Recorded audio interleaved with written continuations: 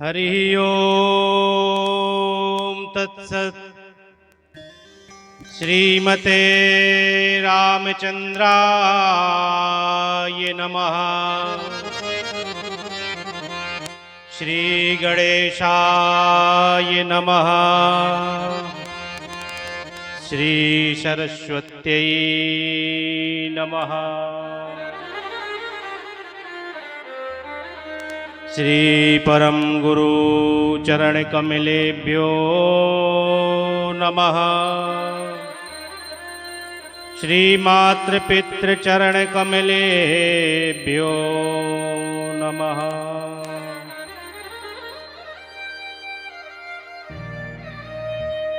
ओम नमः परमहंसास्वादित चरण कमल चिन्ह मकरंदाय भक्त जनमानस निवासाय श्री रामचंद्राय।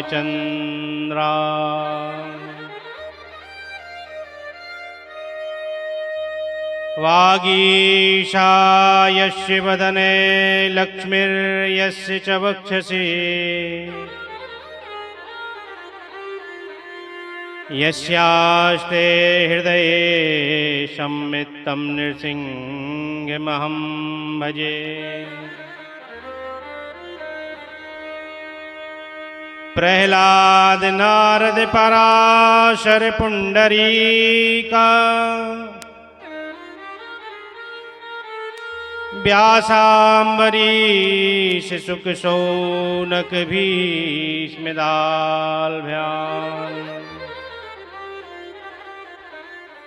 रुक्मांगदार्जुन वसिष्ठ विभीषणादि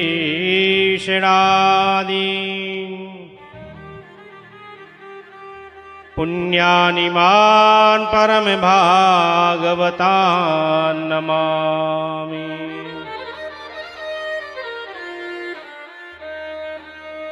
वाञ्छाकल्पतरुभ्यश्च कृपा सिन्धुभ्य एव च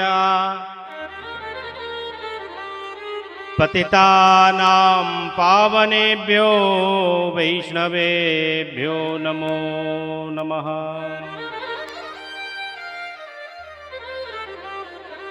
श्री सीतानाथ समारंभाम् श्री रामानंदार्य मध्यमाम् अस्मदाचार्य पर्यन्तां वन्दे श्री गुरु परंपरा।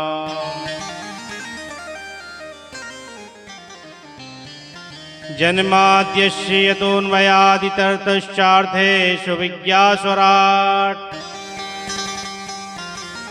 तेने ब्रह्महृदाय आदिकवये मुह्यन्ति यत्सूरयः। तेजो वारिमृदां यथा विनिमयो यत्र त्रिसर्गो मृषा धाम्ना स्वेन सदा निरस्तकुहकं सत्यं परं धीमहि। जय हो गिरिराज सुता जननी पद कंज में सादर शीश नवाऊं। वरदायिनी शंभु प्रिया सुखदा विनती करके कर जोड़ मनाऊं।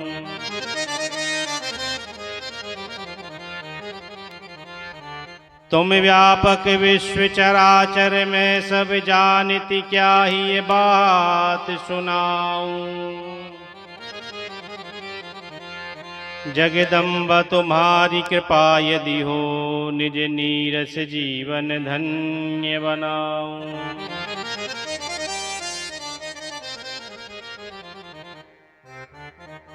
गौ सेवा गौ भाव प्रेम जन जन में जगायो।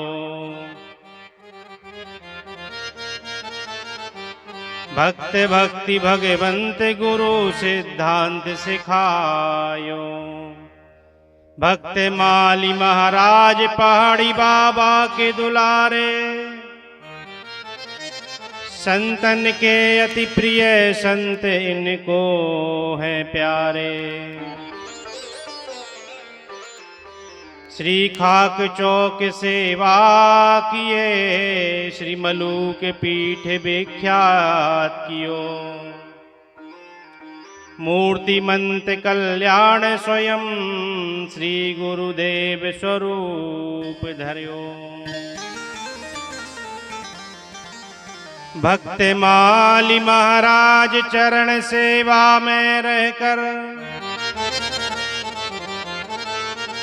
खाक चौक महाराज कठिन आज्ञा में तप कर। भगवंत कथा अरु भक्त कथा घर घर पहुँचायो। पग पग पर दे ज्ञान भक्त रहनी समुझायो। बुंदेलखंड में प्रगट भय, श्री वृंदावन वास कियो। श्री गुरुदेव कृपा कर, पतितन को अपनाय लियो। या की सेवा भाव से ऋणी हुए श्री राम। ऐसे हनुमत लाल को बारंबार प्रणाम।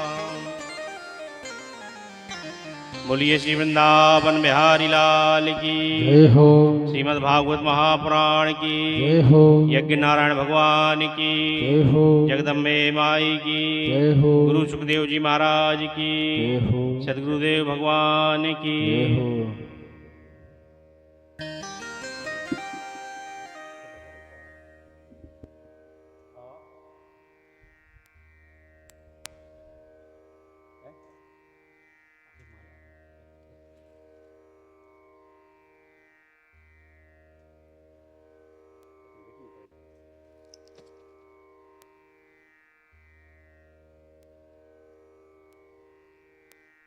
जय जय श्यामा जय जय श्याम। जय जय श्री वृंदावन धाम। जय जय श्यामा जय जय श्याम। जय जय श्री वृंदावन धाम। जय जय श्यामा जय जय श्याम। जय जय श्री वृंदावन धाम। जय जय श्यामा जय जय श्याम। जय जय श्री वृंदावन धाम। पावन राधे तेरो नाम। पावन राधे तेरो नाम। पावन राधे तेरो नाम। पावन राधे तेरो नाम। पावन श्री वृंदावन धाम। पावन श्री वृंदावन धाम। पावन श्री वृंदावन धाम। पावन श्री वृंदावन धाम। जय जय श्यामा जय जय श्याम। जय जय श्री वृंदावन धाम। जय जय श्यामा जय जय श्याम। जय जय श्री वृंदावन धाम।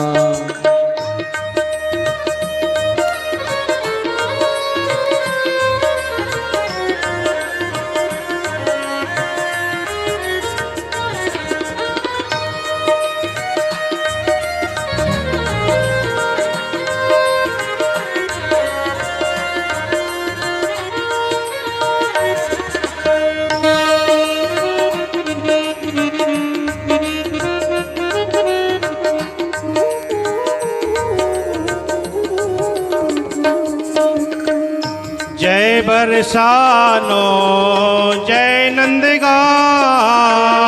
जय बरसानो जय नंदगांव जय बरसानो जय नंदगांव जय बरसानो जय नंदगांव श्री यमुना जी ललित ललाम श्री यमुना जी जय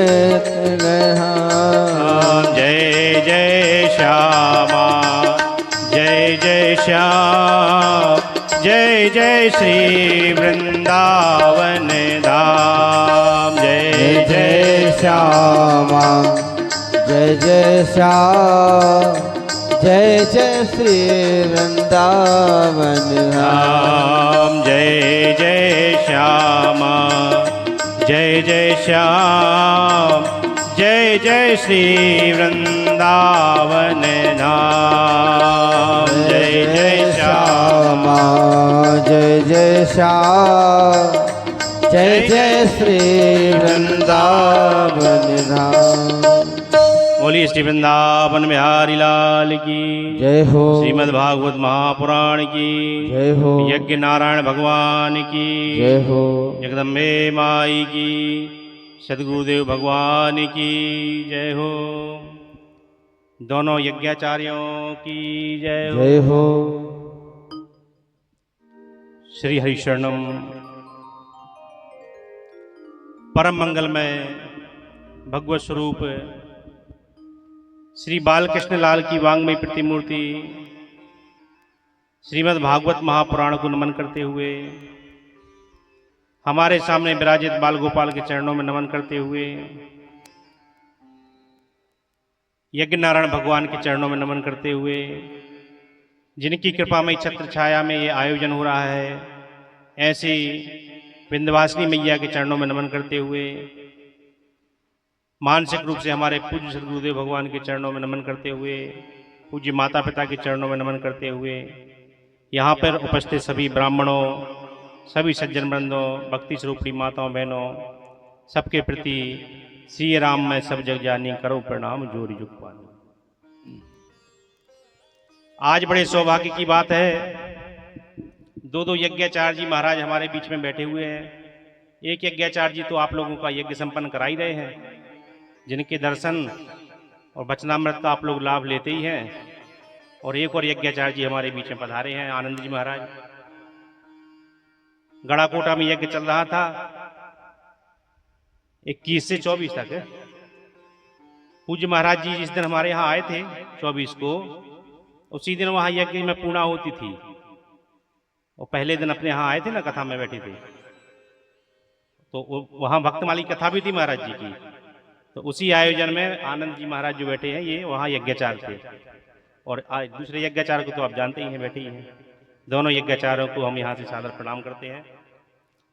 और आज तीसरे दिन की कथा में हम लोग प्रवेश करने जा रहे हैं। कल शाम के समय हम लोगों ने श्रवण किया था, परीक्षित को 7 दिन में मरने का श्राप मिला था श्रृंगी ऋषि के द्वारा, और एक क्षण में परीक्षित ने सारा राजपाट छोड़ करके गंगा किनारे आकर के बैठ गए, और सुखदेव जी का आगमन कल हो चुका था। और सुखदेव जी ने आकर के, हजारों संत बैठे थे, उन संतों में वशिष्ठ जी महाराज भी थे, जो सुखदेव जी के पर बाबा है। पाराशर जी, वेदव्यास जी इत्यादि उनके पर बाबा सब बैठे थे। परीक्षित ने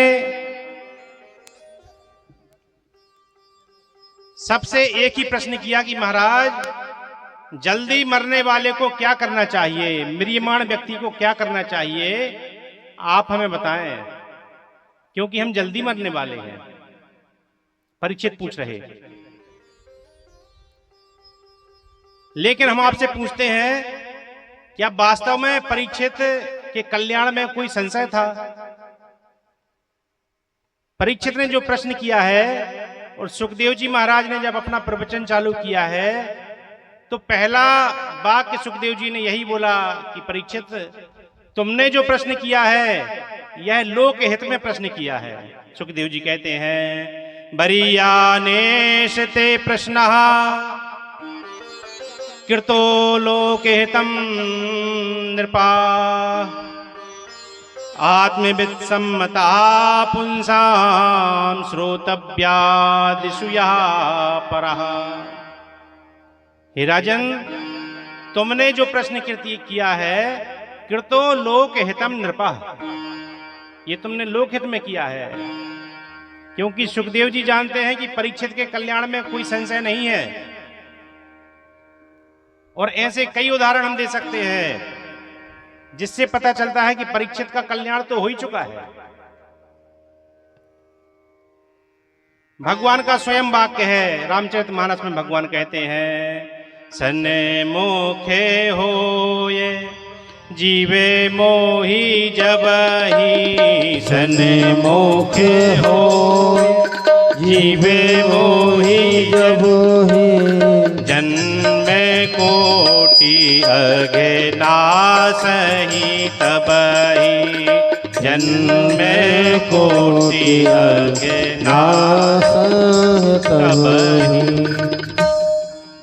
सन्मुख होए जीव मोहि चबहि, भगवान कहते हैं जैसे ही जीव हमारे सन्मुख आता है, जन्म कोटि करोड़ों जन्मों के पापों का मैं भस्म करके उसको अपना लेता हूं।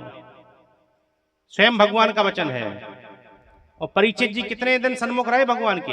पूरे 9 महीने। उत्तरा के गर्भ में भगवान ने 9 महीने तक परीक्षित की रक्षा की है, परीक्षित की परिक्रमा की है। तो 9 महीने जो गर्भ में साथ में रहा हो, सगे भाई बहन को हम लोग कहते सहोदर कहते हैं, लेकिन वास्तविकता में क्या वो सहोदर हैं?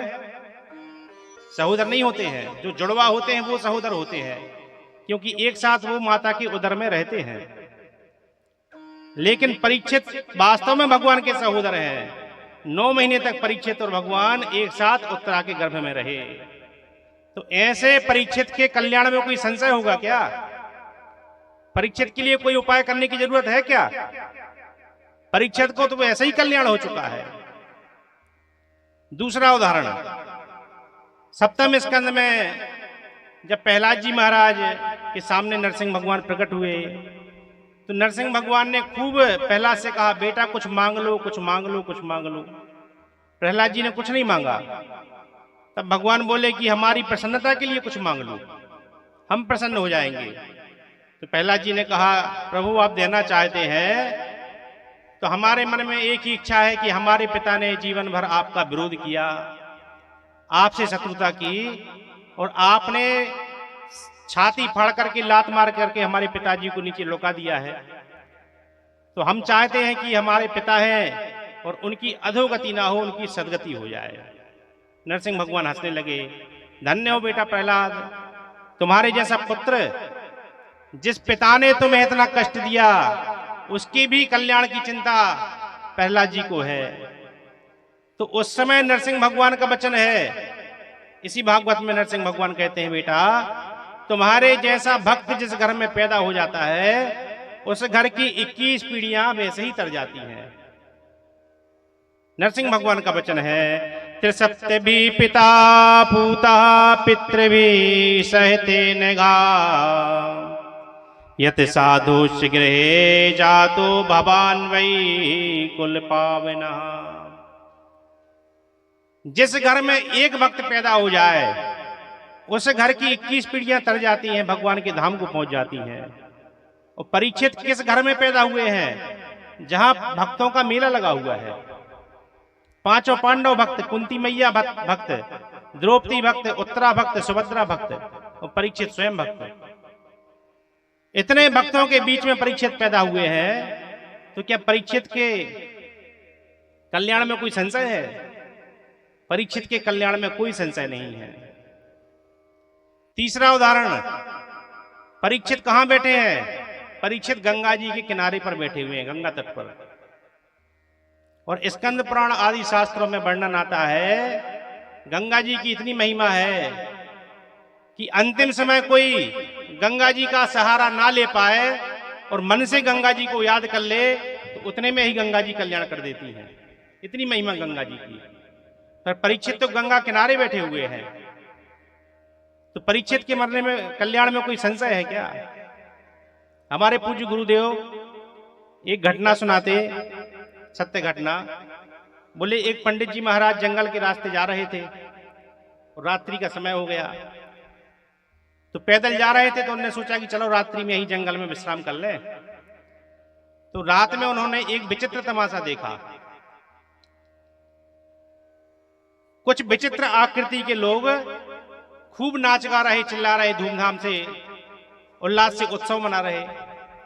पंडित जी ने सोचा कि ये कौन लोग हैं। पंडित जी ने पूछा तो वो बोले कि हम प्रेत हैं, भूत हैं, हम भूत प्रेत। पंडित जी ने कहा प्रेत हो तुम लोग, तो नाच गा क्यों रहे हो? तो बोले कल हमारी बिटिया का विवाह है। प्रेत बोला कि हमारी बेटी का विवाह है कल। किसके साथ विवाह है? तो प्रेत बोला कि यहाँ के राजा का जो राजकुमार है वह कल मरने वाला है और वो बड़ा दुष्ट है। मरने के बाद वो प्रेत बनेगा और प्रेत बन करके यहाँ आएगा, उसी के साथ हम अपनी बेटी का विवाह करेंगे। और पंडित जी को बड़ा आश्चर्य हुआ कि बड़ा तमाशा हो रहा है। उनने सोचा अब आगे की यात्रा हम स्थगित करते हैं, आज यहीं रुकेंगे, हम देखेंगे प्रेतों का विवाह कैसे होता है। तो दिन में पंडित जी जंगल में घूमने चले गए, रात को फिर लौट करके उसी स्थान पर आए। तो जो एक दिन पहले भूत प्रेत नाच गा रहे थे, दूसरे रात में देखा तो बेचारे सारे प्रेत बैठ करके चिल्ला चिल्ला करके रो रहे, रुआरेट मचा। तो पंडित जी ने पूछा भैया तुम्हारे यहां तो खूब नाच गाना चल रहा था, तुम्हारी बिटिया का विवाह था, क्या हुआ, विवाह कैंसिल हो गया क्या? तो प्रेत बोले कि हाँ एक समस्या आ गई।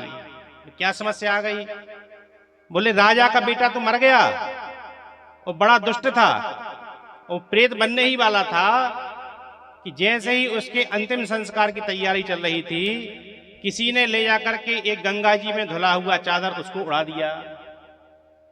गंगा जी में धुला हुआ चादर उड़ा दिया तो उसके सारे पाप खत्म हो गए और वो भगवान के धाम को चला गया, प्रेत बन ही नहीं पाया और हमारी बिटिया कुंवारी बैठी रही। तो गंगा जी की इतनी महिमा है। परीक्षित साक्षात गंगा किनारे बैठे हैं और हजारों संत परीक्षित को घेरे हुए हैं। और संतों की इतनी विशेषता है कि अंतिम समय में किसी एक संत का आश्रय मिल जाए तो उस जीव के पापों की ओर भगवान नजर नहीं डालते, सीधा अपने धाम को बुला देते हैं, कितना भी पापी हो, एक संत का आश्रय मिल जाए। अरे जीते जी ना मिले, मर जाए और मरने के बाद संत की दृष्टि उस जीव पर पड़ जाए तो भी उसका कल्याण हो जाता है। इतना ही नहीं, मृत शरीर पर दृष्टि ना पड़े, चिता जल रही हो, चिता पर संतों की दृष्टि पड़ जाए तो भी उसका कल्याण हो जाता है। और तो और चिता जल जाए, चिता जलने के बाद में राख पड़ी हो चिता की, उस पर संतों की दृष्टि पड़ जाए तो भी उस जीव का कल्याण हो जाता है। ऐसे कई चरित्र आए हैं। भक्तमाल जी में एक चरित्र आया है श्री कमधुज महाराज का, कमधुज जी महाराज का, जिसके लिए श्री नाभा गोस्वामी जी ने एक छप्पे में स्मरण किया है। भक्तन संग भगवान नित्य जो गौ बच्चे गोहिन फिरे, चारों युग चतुर्भुज सदा, भक्त गिरा साची करन, दारुमयी तरवार सार में रची भुवन की, देवाहित सित केस प्रतिज्ञा राखी जन की। अगली पंक्ति में कमधुज का स्मरण कर रहे हैं। कमधुज के कपि चारु चिता पर काष्ठ जुल्याए, जयमल के जुधिमाए अश्वचढ़ आपन धाये, घृत सहित भैंस चौगुनी, श्रीधर संग सायक धरन, चारों युग चतुर्भुज सदा, भक्त गिरा साची करन। एक भक्त थे कमधुज जी महाराज, संतों की महिमा बता रहे हम। परीक्षित जी हजारों संतों के बीच में बैठे हैं, यही प्रसंग चल रहा। तो कमदुत जी महाराज दिन भर भजन करते थे, काम धाम कुछ नहीं करते थे घर का। उनके भाई थे, भाभियां थी, और दिन भर भोजन करें और माला फेरे और कोई काम ना करे। तो 2-4 दिन तो आदमी सहन करेगा। आखिरी में घर की भाभियों ने फटकार करके भगा दिया। अरे बोले, काम धाम कुछ करते नहीं हो, दिन भर माला फेरते रहते हो, बस दिन भर खाना है, माला फेरना, दिन भर खाना, माला फेरना, यही काम है, चलो घर से निकल जाओ। तो कमदुत जी बहुत बड़े भक्त थे, चुपचाप घर से निकल गए, जंगल में रहने लगे और जंगल में भजन करने लगे। कई दिन बीत गए, तब घर वालों ने सोचा कि बेचारा कमदुत चला गया, उसके हालचाल तो लेकर के आए। तो जंगल में हालचाल लेने के लिए घर वाले पहुंचे। तो आग्रह किया कमदुत जी से कि चलो घर पे चलो वापस, वहीं थोड़ा बहुत काम करना, थोड़ा भजन भी करते रहना, दोनों काम चलते रहेंगे। कमदुत जी ने मना कर दिया कि नहीं, हम अपने राम जी के भरोसे घर से निकले हैं, तो राम जी की भरोसे ही रहेंगे, अब किसी के भरोसे नहीं रहना। तो घर वालों ने गुस्से में कहा कि अरे तुम्हारा शादी ब्याह भई नहीं है, बाल ने बच्चे कुछ नहीं। तो बोले, जब मरोगे तो कौन जलाएगा, दाह संस्कार कौन करेगा, मर करके सड़ जाओगे, कोई जलाने वाला नहीं रहेगा। तो कमदुत जी के मुंह से निकला कि जब हम राम जी के भरोसे हैं, तो जब हम मरेंगे तो राम जी ही हमारा दाह संस्कार करने के लिए आएंगे, वही हमारा चिता को अग्नि देंगे राम जी। घर वालों ने सोचा पागल हो गया है ये, घर वाले वापस चले गए। लेकिन भक्त की वाणी से निकला कि राम जी हमारी देहाग्नि में, चिताग्नि में अग्नि देने आएंगे। तो राम जी ने उनकी वचन को सत्य किया। कमदुत जी बूढ़े हो गए, और कमदुत जी का जब अंतिम समय आया, भगवान का स्मरण करते हुए जंगल में ही कमदुत जी ने अपने देह को त्याग किया। कमदुत जी का शरीर पूरा हुआ और मन में इच्छा थी कि राम जी हमारा दाह संस्कार करेंगे। तो साकेत में आज राम जी नेत्रों से आंसू गिरा रहे, बैठे रहे, नेत्रों से झरझर आंसू गिर रहे राम जी के। हनुमान जी चरण सेवा कर रहे थे। हनुमान जी ने कहा, जय जय, आज आप बड़े दुखी लग रहे हो, क्या बात है। तो राम जी बोले, भैया हनुमान, आज हमारा एक प्यारा भक्त है कमधुज अपना शरीर त्याग चुका है, और उसकी इच्छा थी कि उसका दाह संस्कार हम करें। तो व्यवस्था करो, हम धरती पर जाएंगे और कमधुज का दाह संस्कार करेंगे। ये कलयुग की घटना है, सतयुग त्रेता की घटना नहीं है।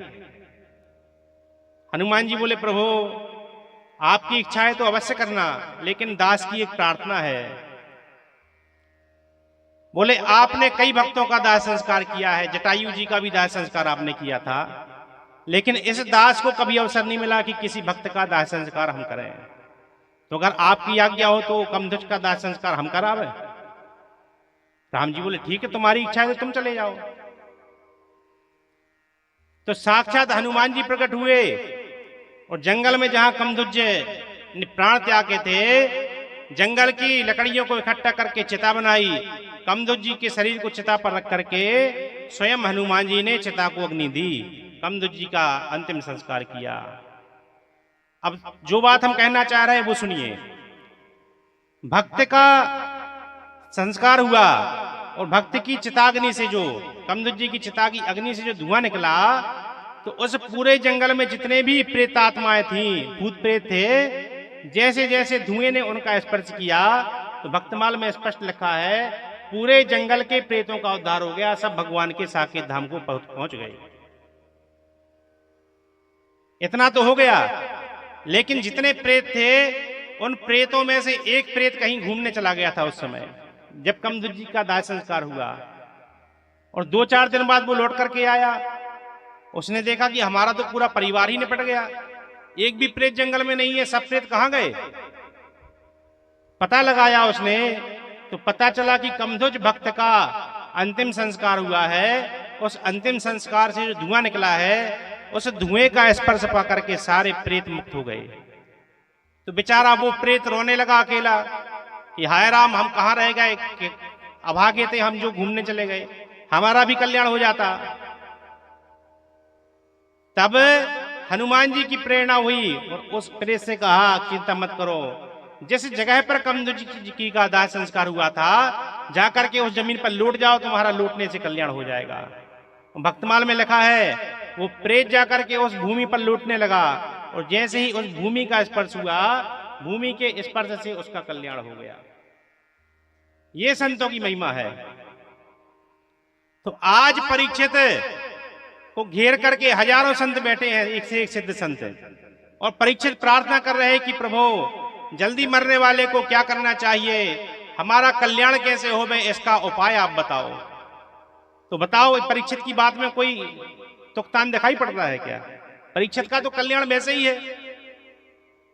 इसलिए सुखदेव जी ने कहा कृतो लोक हितम नृपा।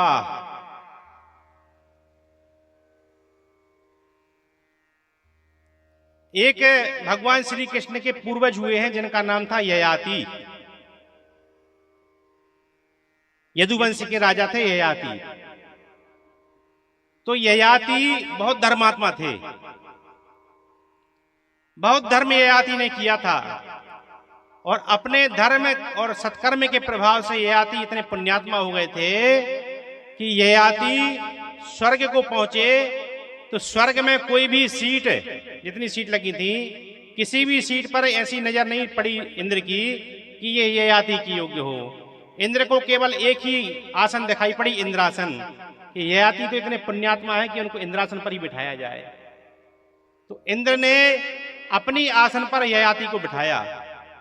आदि आसन पर इंद्र बैठे, आदि आसन पर ययाति बैठे। इतने धर्मात्मा थे।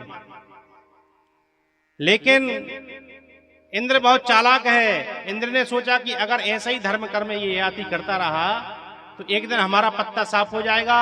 अभी तो आधी सीट पर बैठा है, कुछ दिनों बाद ययाति पूरी सीट पर बैठेंगे और हमारा यहां से मामला खत्म हो जाएगा। तो इंद्र ने चालाकी की और बातों बातों में ययाति से इंद्र बोले कि महाराज ययाति, आपने बहुत बड़े धर्म कर्म किए हैं। ऐसा कौन सा कर्म आपने किया कि बताओ, स्वर्ग की किसी भी आसन पर, कोई भी आसन आपकी योग्य जाननी पड़ती, आपकी योग्य तो केवल इंद्रासन ही है। जरा हमें भी बताओ आपने क्या क्या कर्म किए हैं। और बहला फुसला करके ययाति से उनके सत्कर्मों के बारे में चर्चा प्रारंभ की और ययाति ने अपने अच्छे अच्छे कर्मों का गुणगान करना चालू किया। और हम जब अपने अच्छे कर्मों का गुणगान करते हैं तो हमारे वो कर्म खत्म हो जाते हैं। तो ययाति ने जब अपने सत्कर्मों का वर्णन किया तो धीरे धीरे ययाति के सारे सत्कर्मों का पुण्य क्षीण हो गया और ययाति अब उस आसन के अधिकारी नहीं रहे और इंद्र ने धक्का देकर के ययाति को नीचे गिरा दिया। ययाति नीचे गिरने लगे जब, तो इंद्र ने पूछा ययाति कुछ इच्छा है तुम्हारे मन में तो बोल दो, तुम्हारे सारे पुण्य खत्म हो गए हैं। तो ययाति बोले महाराज इंद्र, आपने धोखे से हमारे सारे पुण्य तो खत्म कर ही दिए हैं। अब हमारी इच्छा है कि आप हमें धरती पर गिरा रहे हो तो ऐसी जगह गिराओ जहां संत बैठे हों। ययाति जानते हैं कि जब संतों के सामने हम गिरेंगे तो संत हमें गिरने नहीं देंगे, हमें बचा लेंगे। और इंद्र ने ययाति को ऐसे स्थान पर गिराया जहां संतों की सभा चल रही थी। और जैसे ही संतों ने ऊपर देखा महाराज ययाति नीचे गिरे आ रहे हैं, तो संतों ने अपने सत्कर्म का पुण्य ययाति को दिया और ययाति को फिर से स्वर्ग भेज दिया। तो ये संतों की महिमा है। आज हजारों संत परीक्षित को घेरे बैठे हैं, फिर भी परीक्षित को लग रहा कि हमारे कल्याण की कोई बात कोई बतावे, हमारा कल्याण कैसे हो। इसलिए सुखदेव जी महाराज ने पहले ही प्रश्न में सीधे कहा कृतो लोक हितम नृपः। हे राजन, आपने जो प्रश्न किया है वह केवल और केवल लोक कल्याण के लिए किया है। ये प्रश्न आपका नहीं है, ये लोक कल्याण का प्रश्न है। और परीक्षित के बाद 7 दिन का अवसर था। 7 दिन में परीक्षित को मरने का श्राप मिला था, लेकिन ये श्राप नहीं वरदान था। 7 दिन में परीक्षित मरेंगे ये तो बात थी ही, लेकिन इसके साथ एक और बात थी कि 7 दिन तक परीक्षित का कुछ भी होने वाला नहीं था, लेकिन हमारी और आपकी तो 7 सेकंड की गारंटी नहीं है। अगले 7 सेकंड में हमारे साथ क्या हो जाए ये कोई बोल नहीं सकता, लेकिन परीक्षित बोल सकते थे कि हमारे पास 7 दिन का पूरा पक्का अवसर है, 7 दिन तक हमारा कुछ भी होने वाला नहीं है। सुखदेव जी महाराज जैसे ही परीक्षित के पास आए तो सुखदेव जी ने सीधा उपदेश देना चालू किया, तो बीच में कोई भी व्यवहार की बात नहीं की। नहीं तो आप लोग सोचो, इतना भयानक श्राप परीक्षित को मिला है कि 7 दिन में परीक्षित मरने वाले हैं, और हमारे जैसे कथावाचक होते तो जाते तो पहले 1 आध दिन तो हम सांत्वना में निकाल देते, अरे राम राम राम, बहुत बुरा किया समीक ऋषि ने, श्रृंगी ऋषि ने बहुत बुरा किया, ऐसा श्राप दे दिया। और फिर पूछते महाराज राजपाट किसको दे करके आए, बेटे का राज तिलक किया कि नहीं किया, परिवार का भरण पोषण कैसे होगा, ये सब बातें करते कि नहीं करते। परीक्षित मरने वाले हैं, लेकिन ये संतों का लक्षण नहीं है। संतों का लक्षण है जैसा सुखदेव जी ने किया। सुखदेव जी आए तो सुखदेव जी ने एक भी बात व्यवहार की नहीं की कि परीक्षित तुम्हें श्राप मिला है, कैसे मिला, क्या हुआ, कैसे हुआ, कुछ भी बात नहीं की। सांत्वना भी नहीं दी कि परीक्षित तुम्हारी कोई गलती नहीं थी, कुछ भी नहीं बोले।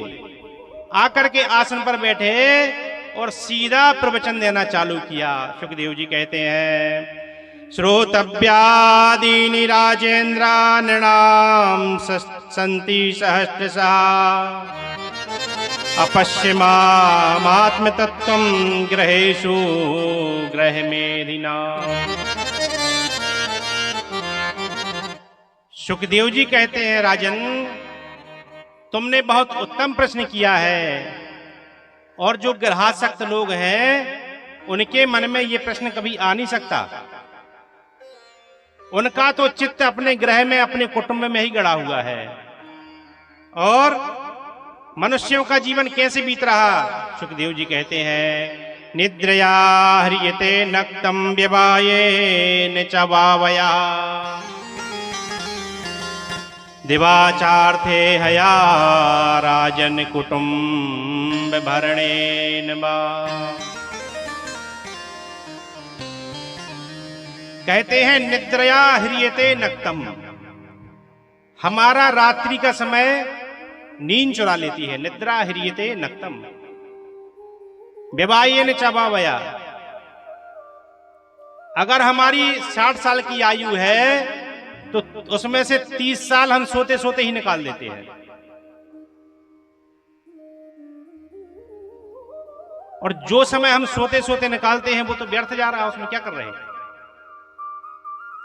और दिवाचार्थे हयाराजन कुटुंब भरणेन वा, दिन का सारा समय कुटुंब के भरण पोषण में और धन के चिंतन में निकाल देते हैं। ऐसे ही दिन रात बीत रहे, हमारा समय व्यतीत हो रहा, लेकिन हमें अपने कल्याण की कोई चिंता नहीं है। इस मनुष्य जीवन को और इससे जुड़े नातों रिश्तेदारों को ही हमने अपना सारा संसार मान रखा है। पूरा समय, पूरी जिंदगी हम उन्हीं में खपा रहे हैं, और आखिरी में जब अंतिम समय आता है हाथ मलते रह जाते, कुछ भी हाथ लगता नहीं है। लोग ऐसा समय बर्बाद करते हैं, ऐसा समय बर्बाद करते हैं, और बड़े बड़े बूढ़े बूढ़े लोग दिन भर में एक भी बार भगवान का नाम नहीं लेते, और जमाने की दुनियादारी की जो पंचायत है सब में अपना समय खपा रहा है। इसकी बुराई, उसकी बुराई, उसकी निंदा, इसकी निंदा, इसी में जीवन बीत रहा। और जैसे जैसे उम्र बीतती है गृहस्थी में और मन रमा लेते हैं। इसलिए सबसे प्रार्थना है, भैया ये सब कुछ लेके यहां से जाना नहीं है, सब यहीं का यहीं रहेगा। यहां से जाओगे तो खाली हाथ जाओगे। माताओं में बड़ी बड़ी बूढ़ी बूढ़ी डुकरियां भी बैठी हैं, और पुरुष वर्ग में भी बब्बा हरे बैठे हैं। हम आप लोगों से एक प्रश्न कर रहे हैं, वो प्रश्न को उत्तर आप लोग दइयो।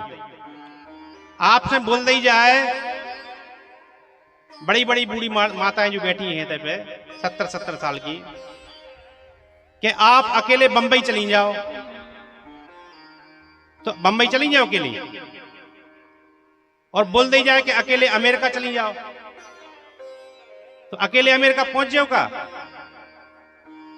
पैसा हाथ में न होवे, मोबाइल हाथ में न होवे, कोई साथ में न होवे, न टिकट होवे, बोल दी जाए कि बंबई चली जाओ अकेली घुमाओ, तो जा सकती हो का? तो फिर जब इस संसार को छोड़ करके जाना पड़ेगा, उस समय क्या आपका चिंतन रहेगा? जहां कोई साथ नहीं होगा, 1 रुपए भी हाथ में नहीं होगा। आजकल लोगों को मोबाइल का बड़ा सहारा रहता है कि मोबाइल से सब काम हो जाते हैं, तो वहां मोबाइल भी साथ में नहीं होगा, सब यहीं छूट के जाएगा। तब क्या होगा? थोड़ा चिंतन करो। वहां केवल एक ही टिकट चलती है, राम नाम की टिकट। इसलिए अपनी अमूल्य जो सांसें हैं, इन सांसों को व्यर्थ मत गवाओ, और एक एक श्वास में भगवान का नाम स्मरण करो। इसलिए कहा है, श्वास श्वास में राम भजे, व्यथा श्वास क्यों खोए, ना जाने या श्वास को आवन हो ये न हो। कौन सी सांस हमारी आखिरी सांस हो जाए, इसको कोई भरोसा नहीं है। इसलिए हर श्वास को अंतिम श्वास मानो। ऐसा समझो कि हम आखिरी सांस ले रहे हैं, अब बस मरबे ही बारे हैं अगली सांस में। हमेशा ऐसा चिंतन बना रहेगा तो निश्चित कल्याण हो जाएगा। इसलिए कहा है, 2 बातों को कभी नहीं भूलना चाहिए। अगर कल्याण चाहते हो तो 2 बातों को मत भूलो। कौन कौन सी? 2 बातन को भूल मत, जो चाहत कल्याण, नारायण एक मौत को, दूजे श्री भगवान। इन 2 को मनुष्य को हमेशा याद करना चाहिए, एक मौत को और दूसरे भगवान को। लेकिन भूलते हम इन दोनों ही को हैं। किसी से मरने की चर्चा करने लगो तो बोले, अरे यार कौन असगोनी आई की बातें कर रहे, तो मैं बैठे बैठे ढंग की बातें करो, मरे भी जीवे की बातें कर रहे। अरे तुम्हारी बातें करवे न करवे से कछु नहीं होने। जब समय आया है तो जाना ही पड़े। एक भी सांस आपको अतिरिक्त नहीं मिलेगी। जितनी गिनती है उतनी गिनती की सांस है।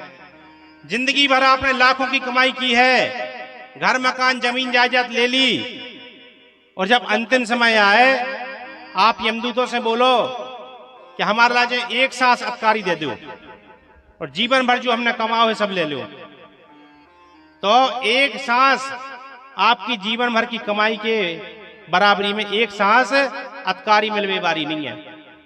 तो सोचो एक एक सांस की कितनी कीमत है।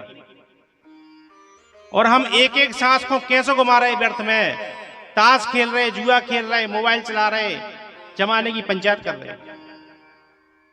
और वही एक एक सांस को सदुपयोग करो जाए और भगवान को नाम जप हो जाए तो उसी एक एक सांस से ही कल्याण हो जाएगा। इसलिए हमेशा अपनी सांसों का ध्यान रखना चाहिए, अपनी मृत्यु का ध्यान रखना चाहिए। सुखदेव जी कहते हैं, राजन मुक्ति के केवल एक ही उपाय है। कौन कौन से? तस्मात् भारत सर्वात्मा भगवान ईश्वरो हरि, श्रोतव्यः कीर्तितव्यश्च स्मर्तव्यश्चेक्षिता भयम्।